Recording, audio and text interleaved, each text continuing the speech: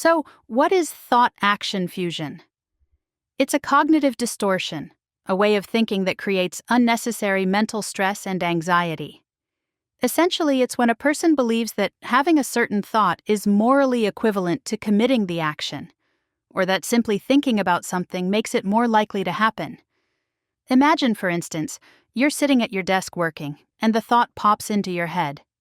What if I stabbed my colleague's arm with this pen? For most people, it's just a random thought that floats in and out of their mind.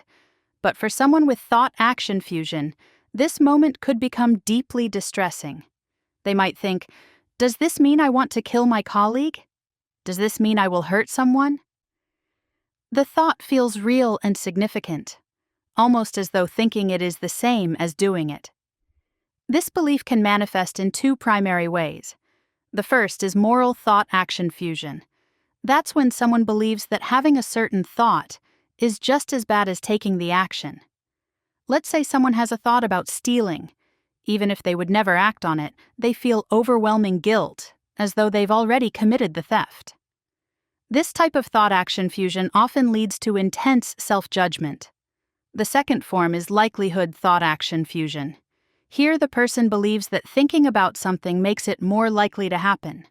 For instance, they might think, if I imagine my loved one getting into a car accident, it's more likely that they will. This can lead to all sorts of compulsive behaviors, like mental rituals, excessive praying, or avoiding situations altogether in an attempt to neutralize these thoughts. So, why does thought-action fusion occur? It's not entirely understood, but it's often tied to a few psychological factors. People with OCD tend to have an inflated sense of responsibility. They might feel that it's their duty to control their thoughts, as though a bad thought slipping through the cracks is the same as them failing as a person. Perfectionism can also play a role. This need for absolute certainty and control over their inner world.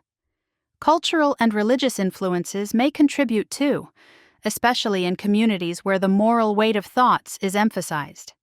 But here's the thing. Everyone has intrusive thoughts. Studies show that 90% of people report having strange or disturbing thoughts from time to time. What makes thought-action fusion in OCD different is the level of meaning attached to those thoughts.